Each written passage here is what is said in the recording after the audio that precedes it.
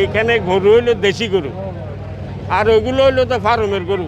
সেই জন্য আমি রাঙ্গামাটি এসেছি একটা গরুর জন্য, যদি আল্লাহ মিলায় আলহামদুলিল্লাহ। গত বছর তুলনায় এই বছর একটু বেশি, কেন এখন বাইরের গরু এখানে আসে না।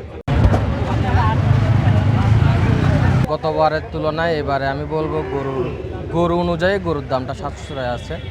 আমি গতকালকে একটা গরু নিয়েছি, ওটার প্রাইস আমি যদি গত বছরের তুলনায় হিসাব করি 70 থেকে 75,000 টাকা। আমি এটা গতকালকে 58,000 টাকা দিয়ে নিয়েছি।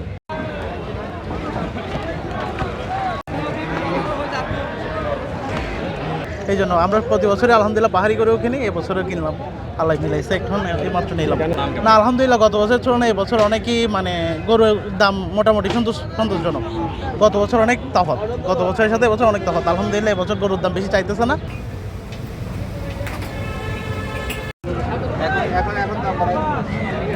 গতবারের তুলনায় এবার বেচা বিক্রি প্রথমে একটু কম দেখা যাচ্ছে।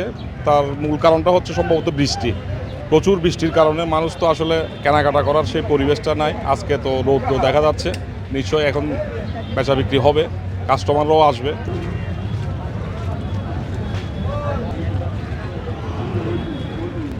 এখানকার গরুগুলো যেহেতু পাহাড়ে ঘাস খেয়ে পালিত হয়, কৃত্রিমভাবে এগুলাকে বড় করা হয় না, তো সে কারণে পাহাড়ের গরুর প্রতি মানুষের একটা আকর্ষণ বেশি, যে এগুলাতে মানে ফরমালিন জাতীয় বা দূষিত কোনো জিনিস যেগুলো খাওয়াইয়ে গরুকে মোটা তাজা করে, যেগুলো গোস্ত ক্ষতিকর অনেকে মনে করে, পাহাড়ের গরুর ভিতরে এটা কম পাওয়া যায়।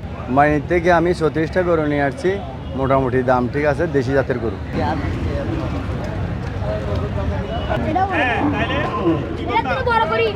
এখন যে কোনো ব্র্যান্ডের পুরাতন এসি বদলে নতুন ওয়ালটন এসিতে উপভোগ করুন 25% ছাড়।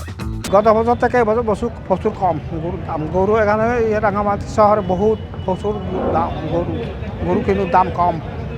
আমি বেশি পাচ্ছি না এখনো।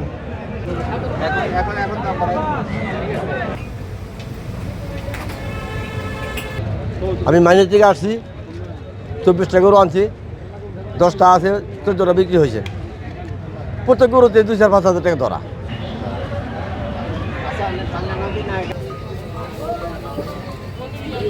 46টা গরু আনছি, বলদ ব্রিজ, দেশাল ব্রিজ মিলে আর কি, পাহাড়ি গরু।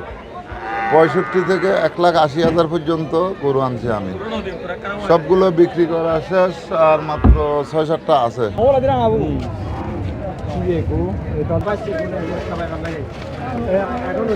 যে পরিমাণে মানে পালাই চেষ্টা করি, মানে তো পালাই আমরা তো কোনো বাড়তি কোনো ইয়ে খাওয়াই না, কীটনাশক খাওয়াই, খালি 3 মাস পর কৃমি ট্যাবলেট খাওয়াই আর কি, মোটা তাজা বাড়তি কোনো ওষুধ খাওয়াই না আমরা।